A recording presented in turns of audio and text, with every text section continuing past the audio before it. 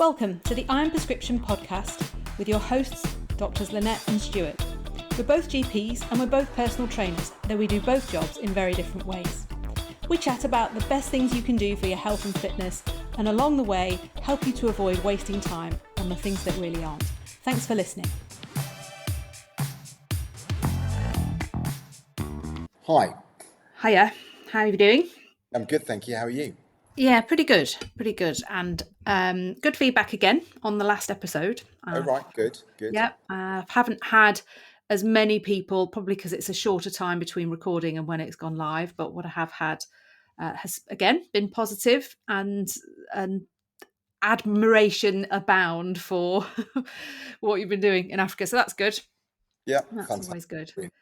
So did a bit of an advert there. If you want to support what's happening in Africa, then go to redtribe.org, which is the charity that I was supporting out there. You can buy some really fantastic jewellery from them that's made in Africa if you want to support the health of people out there.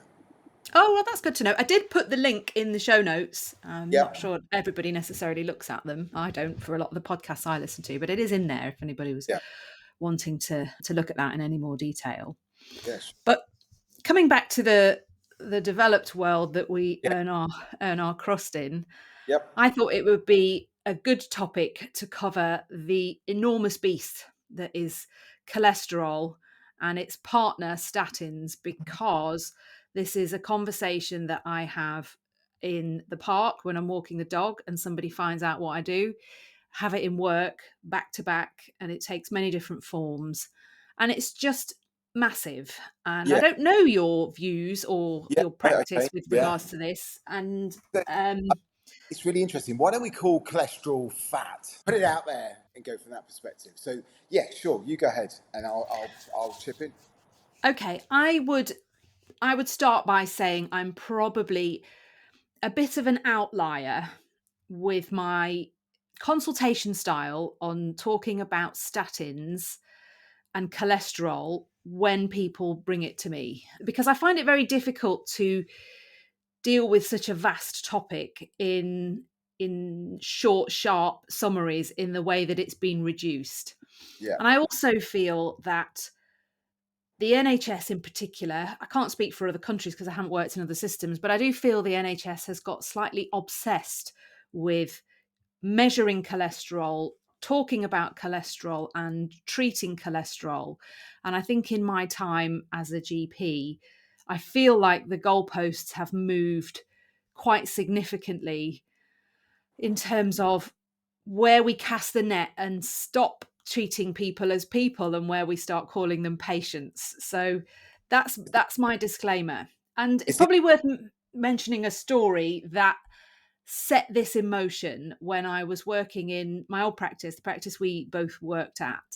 There was a January when I was working in an evening clinic and I had 3 patients in that. And they were short evening clinics. They weren't long, but I had 3 patients who were all back in for review following having had heart attacks in the weeks before. And if anybody's been through that process or had a relative that's gone through that process, you earn yourself at least 4 new medications after a heart attack that you're going to be on for life. And the usual process is that you'll come and see your GP to have the dose adjusted. And if you've had a stent put in or some sort of intervention, then ideally we usually try and see you for follow-up and to see how it's going. And I quite enjoy those conversations because by then people are getting their head around it a little bit and it's a good time to catch up. But what was interesting with these 3 patients, and it was probably only occurred to me because I saw 3 in such a short space of time, is we had previous cholesterols on record for these people for other reasons. We'd measured it at some point.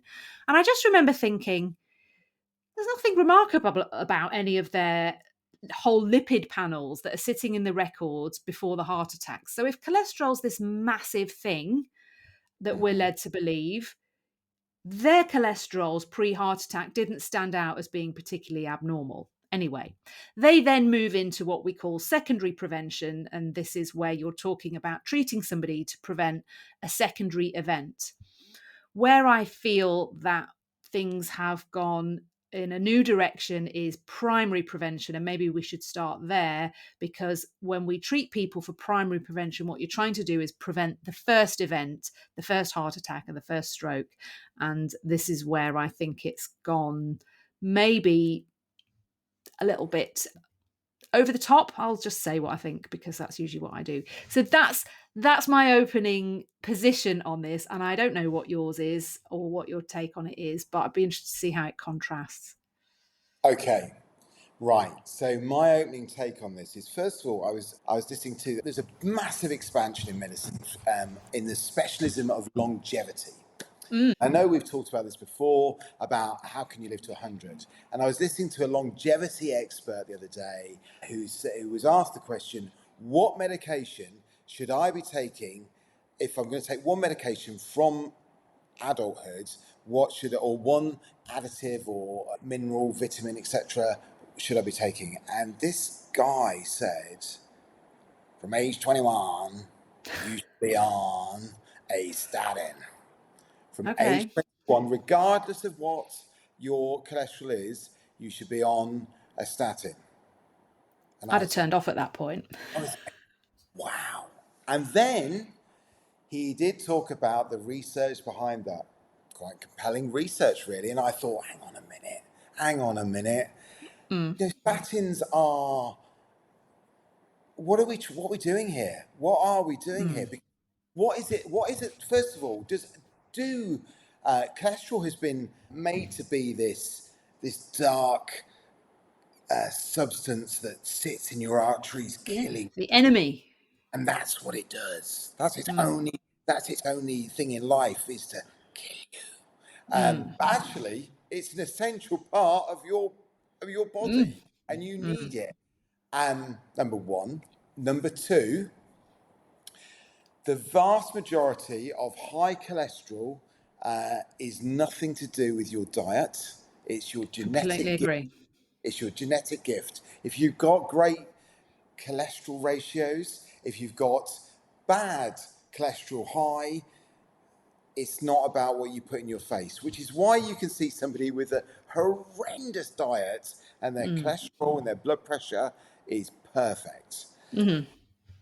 Next, and I would say this, wouldn't I? The biggest single thing you can do to control your cholesterol is move. Mm. So, physical exercise has a massive impact in cholesterol levels. So, why are we giving a drug when we know there's an alternative? And the next thing you have to understand is, why is it that we have to test other bloods which we put you on? Sorry, statin is so safe to take. Mm. Why do we need Mm. to check your liver? Why do we Mm. need to ask you if you've got significant muscle pain if the drug we're giving you is so safe? Mm. Of course, Mm. it comes Mm. with a significant side effect profile. So, are statins useful? Yes. Do I use them freely in the prevention of secondary outcomes? Yes. Will I use it as a primary treatment for cholesterol? No. Okay. So we're not on opposite sides of the fence entirely, which is good to know. Yeah, yeah. Um, but there seems to be this move, and I think if I try and dig down on what the root cause of this trend is, it's this oversimplification again of what are very complex underlying processes in our body, Yeah. and the need to have something simplified into a quick test with a quick result, which now may not even get a consultation. You might get a text message, and I have seen this in the place that I'm working, and I saw it on Friday and wanted to bang my head against the wall. Somebody's total cholesterol. I don't want to get into all the whys and wheres of the LDL and the HDL, but we shouldn't be looking at total cholesterol. It's meaningless. But this person's total cholesterol had come back zero point 0.1 above what is the current standard referent Please range. do not tell me this person was then prescribed anything. No, they Please. got a text message to say Follow a low cholesterol diet, your cholesterol is raised, from a fairly senior doctor. And I just thought, well, what a meaningless thing to say. I don't know how it was received by the patient. I was just in the record for something else and thought, this is what we've reduced this to. Your cholesterol is high. Please follow a low cholesterol diet. I don't know what that diet looks like Yeah, or I if was it going even to say, what is exists. a low cholesterol Yes, diet? I don't know. I wanted to weep. So that's what it's become. And part of the reason this, I think people bring this to me is they have nowhere that they can go with those type of messages. And so when I'm doing some in-person coaching with a group of people and it's coming up to March, and for anybody who gets the phone call or the text message in March or April, it's to do with when primary care has to submit their figures, and Get paid. yeah, we get paid for meeting certain targets. We don't get paid for putting more people on statins, No. but we have to. The system says we have to offer it to people who are deemed at high risk. Yeah. And this is quite an intense piece of work. So you've got to find ways of getting messages out to large numbers of people sometimes. So these people are receiving these messages and going, the number one question I get is, well, do I really need this? Because I think I'm pretty healthy. And I will say, okay, well, tell me why you think you're pretty healthy and why you might not be. And so the conversation begins about, okay, well, do you know anything about your other bloods? Because if you're already diabetic, well, we need to have a different conversation. Yeah, But absolutely. if you're not already diabetic and you're not taking blood pressure pills and you're pretty active and up until now didn't think there was anything wrong with you, the emergence of this result doesn't necessarily need to change any of that, but there isn't a space where people can have that conversation, I don't think. No. So first of all, apart from a relatively rare condition, um, cholesterol is a normally occurring thing that's inside your body, and it's there for a very good reason. And apart from a very rare genetic disorder, people's cholesterol fluctuates on a daily basis, on depending on Mm, what they day in the last 24 hours. And it is a risk factor for the development of a disease. Now, and this is what so it's not a disease. It's not a disease in its own right. It's a snapshot in time of something that could cause you problems if you were exposed to it over decades, mhm, not the next 5 minutes. You know, I've had people call me and they're in a right state mm, because they've got this result that says their cholesterol's high. They've Googled it and they are convinced that they are going to have a heart attack while they're on the phone to me. It was either phone me or phone 999. mm, And I mm, can totally understand that when you read what you read in the media about cholesterol, this mhm. demonized thing that's in us. So, just first of all, for anybody who's listening to this, I hope somebody's listening to this. There's one or two. So first of all, cholesterol is essential for your body to work, and it's essential for your body to absorb certain vitamins, and it has to be there.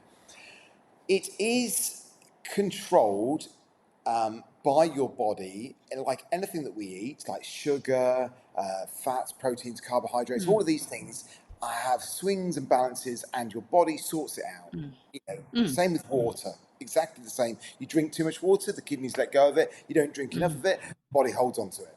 mhm, All of these things that the body sorts out. One, it's not an emergency. Two, you are in control of your body. I can't get that across to people enough. mhm, In the whole, we are able to influence what our body does and support our body with the mechanisms that it has at its disposal. And that is incredibly true in cholesterol. So, like I mhm, said, if your cholesterol's high, the biggest thing you can do is be active because you are going to burn through that cholesterol really quickly. mhm, And changing your exercise regime into a HIIT regime with endurance will significantly have an impact on your cholesterol. You'll see it plummet. mhm, It's not about just changing what goes in your mouth. It's the way your genetics are working with what you do with it. But you can influence your genetics by influencing the exercise regime. So first of all, that's what I tell my patients is it's not an emergency. It's a risk factor that's going to have an Mm. impact over decades. And your biggest thing that we can do today is start an exercise regime. And the same applies with your overall blood sugar control. And I don't want to go off onto a Yeah, yeah, tangent because there's enough to talk about on another day, but yeah. you can't look at one without looking at the other. No, And some people might be alerted to their high cholesterol because they've taken up the offer of the NHS health check, which is another thing I get on my soapbox about, because yeah, it's not a complete picture of anything. It's no, just it's actually just a waste of resources because there's ways it could be done and done better, but it isn't. It's been done half-assed. So you get sometimes just a total cholesterol, and to look at that without looking at everything else around it is really quite meaningless. I sometimes describe it to people and get a piece of paper and liken it the risk factors to the layers of a cake. And there's some things that without them you just don't have the cake. So you can't change your age. No statin is going to make you younger. And you can't change your biological sex. And males have a slightly higher baseline risk than females up to about the age of 70. And where does cholesterol sit with all of that? Well, to be honest, it's probably the decorations on the top in terms of its relevance for everything else. So if you've got your other ducks in a row, worrying about particularly a high total cholesterol, is just such a waste of energy. And then you get into, and I often will start this in a clinical setting, I will start this by saying, I see my role as to help you understand this, and then you're in a position to make a decision for yourself. And it yeah, makes no difference to me what you decide, doesn't make any difference to what I get paid.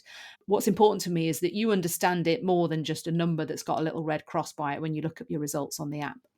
yeah, And usually people are quite happy with that and feel in a way to make a decision for themselves. But it's this shift that I struggle with driving people from being healthy, active people, especially if I'm meeting them outside of the clinic and they're already active, and then mm, suddenly they're made to feel ill or sick or at risk or vulnerable in some way yeah, because of a number. yeah, And I often will point out as well, if you don't do great with a very low cholesterol either. You have to look at it. So it's a yeah, U-shaped curve, yeah. Because particularly it's women, particularly older women. It's a yeah, central molecule. Yeah. yeah, yeah. Mm, I mean, the other thing to really drive home is you can go to you can go to Tesco's and other supermarkets are available, but you can go. You can go to a supermarket and you can have a health check, and they will do your mm, blood sugar, your blood pressure, and your blood cholesterol, and mm, then they will give you a score on how mm, likely you are to have a stroke or a heart attack in the next year, in the next 12 months. Absolute rubbish.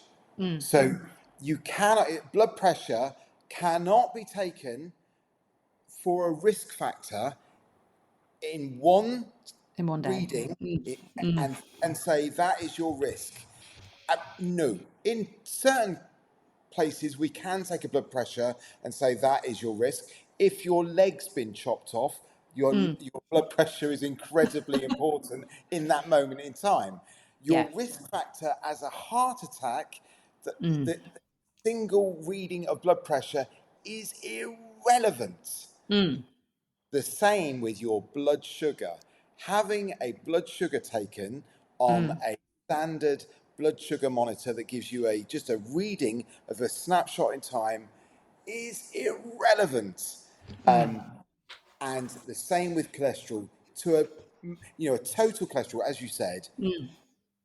what's the point? There is no Yeah. point in those three metrics. And all they're doing is they are taking those three things and they are giving it back to you as fear and then saying, would you like to go to the yogurt aisle and buy these yogurts?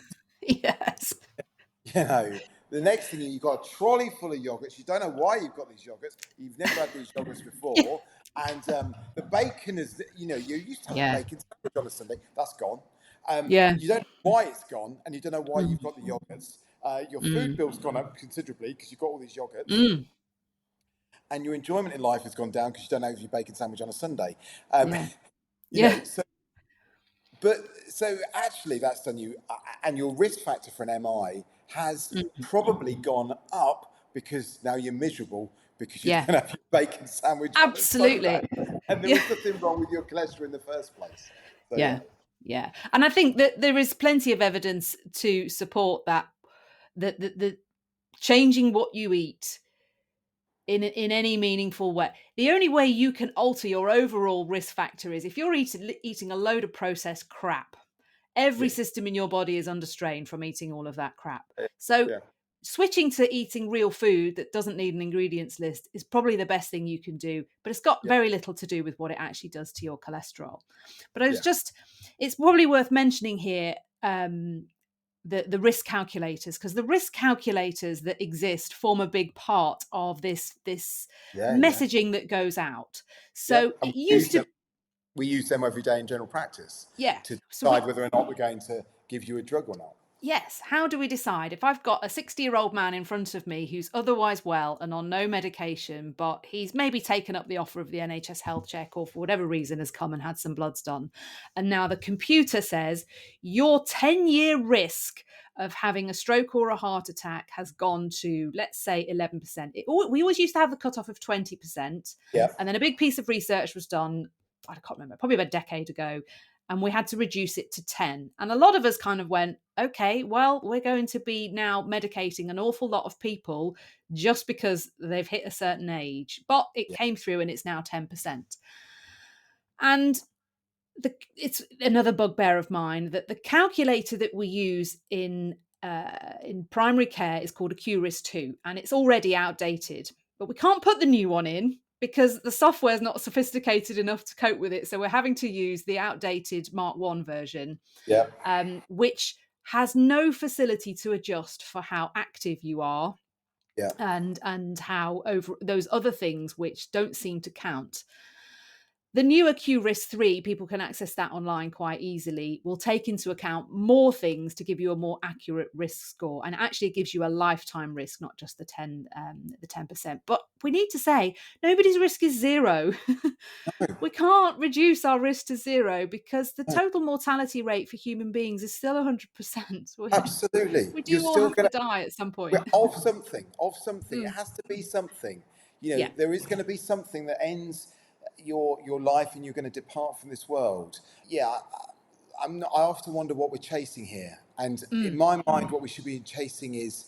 So a huge believer in not um, the age of death, but the mhm. quality of life that you experience on the journey. And I'm still waiting for anything to show me that exercise is beaten by anything else when it comes to quality of life Yeah. and your ability to have a active and quality of life and to continue that. Starting exercise at any age Mhm. will increase your quality of life.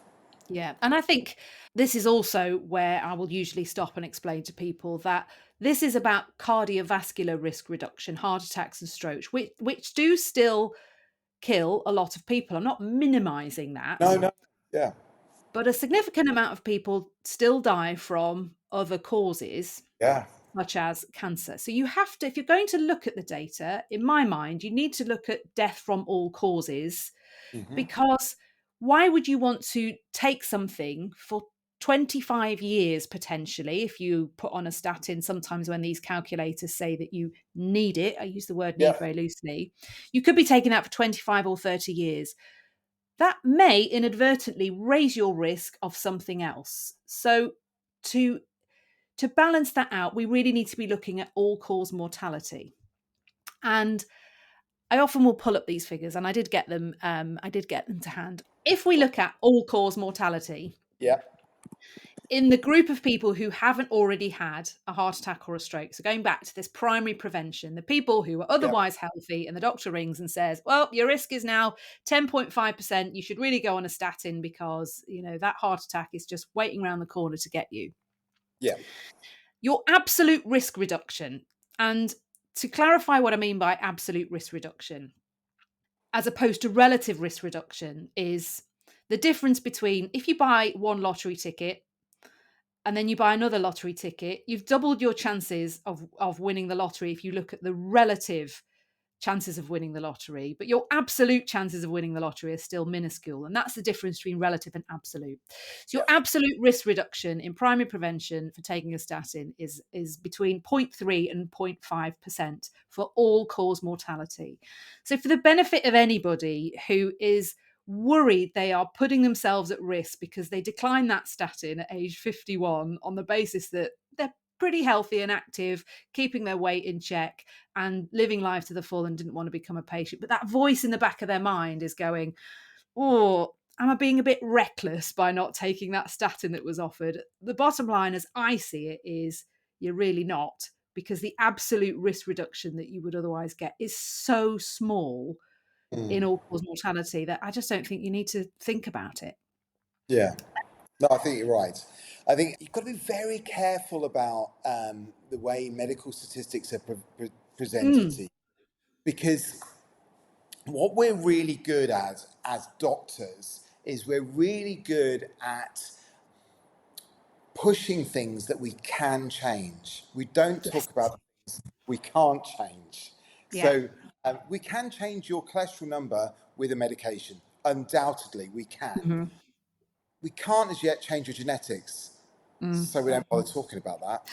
Yeah.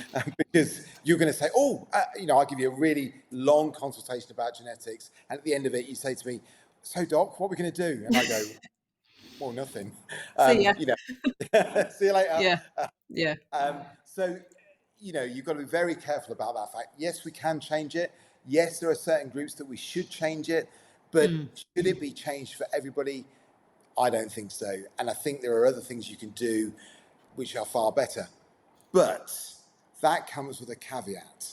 And it is this: if I give you a tablet and I say, here are your tablets, there are 28 tablets, come and see me in 27 days and get your more 28 tablets. You are Mm. going to take one tablet every day and you're going to, it's easy, you're going to do it. If I say to you, I want you to do this exercise 15 to 30 minutes per day, every day, Mm. people don't. So Mm. the question you need to say to yourself is, can I do this hugely important thing every day?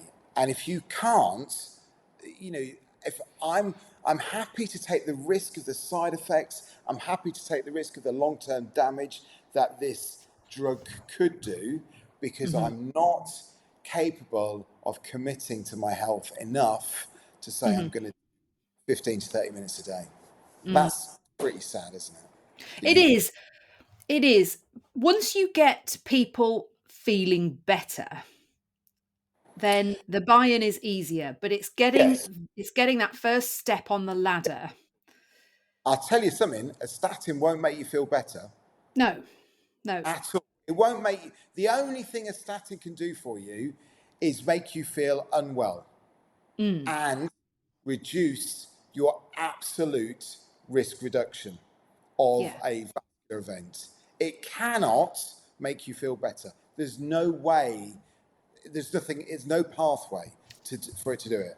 Um, Whereas exercise, I Yeah. promise you, it will have a positive impact. Yeah. Unless you are so scared of having some heart attack or stroke that you're living with that daily fear. But I don't see anybody, because those people really need help of the That, psychological yeah, type, yeah, yeah. But not a I statin. promise, Mm. yeah, but I also promise you, those people are not helped by a statin either, Mm. because Yeah. they then say, I really feel for people like this who have got health anxiety. Health anxiety Oh, is awful, it's a beast. Yeah. disabling, and what I can promise you is that if you have it, if you think, oh gosh, the anxiety, the ruminations, Mm. telling you, do I need a statin? Do I need a statin? Do I need a statin? Once you have that statin, the rumination will be, do I The need an next aspirin? thing. Yeah. Mm. And when you start saying, do I need an aspirin? You're then into a real grey Mm. area of possible damage. So it won't work for health anxiety, but what I can tell you is that, I mean, I work with patients who've got health anxiety. What I can tell you is when you run and you're with a trainer and you're with a trainer that actually is very happy to say, I'm going to look after you whatever happens here. I'm really Mm. happy for you to become acutely unwell because actually I can, you know, I can practice. I can sort that out. So what we're going to do is we're going to encourage that beast into your life. That thing that you fear, we're going to encourage it in. Mm. And when I take you on that run and I really, really take you into the red zone, when you stop being in the red zone and you recover and nothing's happened, the empowerment that gives somebody Mm. with health anxiety is huge because they're Mm. like, well, I didn't die. Yeah. I did what I feared most, and Mm. I didn't die, and that is empowerment. Whereas the statin, it won't do Mm. that. Mm. Yeah. Yeah. So I think really we've lost our way a bit as a health service for multiple different reasons. I think it's just become, I heard somebody describe it as a bit like the blob. The more you try and try and kill it, it just expands and takes on another form. And I do feel that it has taken on a life of its own, and it's not necessarily going to change. The only bit of influence I think we can sometimes have is to help be not so much a counter voice, but just to give the narrative behind it, to help people Yeah, understand, whether they want to understand the numbers or not. It remains to be seen, but actually just where it fits in the overall picture of health. And as I look at it, it's a tiny little part of your overall health, to mhm. the extent that it doesn't warrant the amount of measuring, No, testing, conversations, text messages, prescriptions, and it's just yeah, enormous. I mean, yeah. So like I'm I say, I'm definitely not anti-statin in any shape, and I, will prescribe them without mm, no problem at all, and they are incredibly essential to second event protection for patients.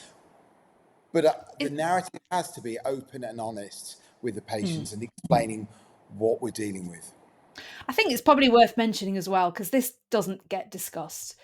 In preventing second events, the majority of their benefit has less to do with what the numbers show, but we like numbers and we like to see numbers come down. But it's actually more about what it's doing to stabilize existing disease. Yes. And this tends not to get talked about. It's difficult sometimes to explain in the time that we have, but we have time here. So, where you have existing disease, the biggest risk from that disease is that a plaque, as they're defined in an artery, splits, Mm. exposes its core, and that generates a clot. And it's that clot that is Yeah. the source of the heart attack, or the majority of strokes, not all the strokes. Can And I what just statins. Mm, Yeah, sorry. Can I just jump in there and just explain to the people, because I don't like this use of word plaque for mm, patients. Patients are like, they think of teeth. I do. And Mm. yeah, so I prefer to say this is an internal scab, Okay, because yeah. everybody understands what happens Mm, when you scratch a scab. Scab breaks off, you bleed, and then a clot of blood mm, forms on your hand or wherever it is, and that's mm, exactly what's happening in your arteries. So plaque, as we describe it, is a scab. If that scab splits, the body recognizes that as bleeding, and you form a clot, mm. stops blood getting past it, and causes beyond that to suffer from not having the nutrients of blood and Yeah, oxygen. yeah, yeah. Yes, And the statin's primary role really is they seem to have a stabilization effect, which is irrespective of whether the numbers in the profile as to where they sit. And that seems to be the majority of their value in yes. preventing second events, which, as I said, from the outset, is a different conversation. And it's a different conversation in diabetics, because sadly they're so high risk for these events that we have to treat them as though it's already happened. Absolutely. So I think the biggest message that I'd want to get across on this is, I treat my patients as an individual who's in Hmm. front of me, and they are my entire focus, whether they be a PT client or a patient. You are, whether they be critically ill on the helicopter or in general practice, Mm, you are my entire focus. What we cannot do is use the the broad brush of all the evidence and just say, I don't even need to see the patient. This is Mm, the answer. I use all of that information in the background to help me deal with my patient, but each patient is an individual and it should be such that they are treated as an individual. mm. Yeah, I agree. I actually had a short article published recently in a one of these free active magazines that circulates around, and out of nowhere just got an email from a guy to say, "Thanks, this was really helpful. I was on that precipice of being offered a statin, but having read your article, I'm going to up my exercise instead." And I just But thought, my work here is done. This is yes, great. my career is complete. I shall now Yeah. retire. No, it was really rewarding just to think, well, if actually I've given somebody, it wasn't a particularly long article, they gave me a word limit, but I thought, well, actually, yeah, if I've reached one person who Yeah. otherwise, well, just felt empowered to actually go, oh, I can make the decision for myself here because we can, Yes. people can make a decision for themselves. So, okay, I think I've probably exhausted the bits that might get my soapbox out for with that. Really, I haven't gone into big farm, but it may be worth mentioning that atorvastatin is the highest earning drug ever invented. Now, you know, I often think if I was going to invent a drug and get really rich, Oh how yeah. what would you want? You want somebody who's going to start taking it young, remain Yeah. quite well, and take it for the rest of their life. Not chemotherapy. You don't make much money No, on no, no, chemotherapy. no. People don't An take it for very long. antibiotic. Antibiotics Mm, no good because they cure people. mm, Don't invent an yeah. antibiotic. You don't want something that people are only on for 5 days. You No. want that's not going to cure anything. It's just going to deal with. Yeah. Just deal. It's genius. I wish I'd thought of it. Yeah, yeah, yeah, yeah. Right. Okay, good stuff. Thank Yeah, you. Yeah, good stuff. I think we've done it as much as we need to. We'll indeed. we'll have a think and come back with the next episode. Cool. Right. Thank you there.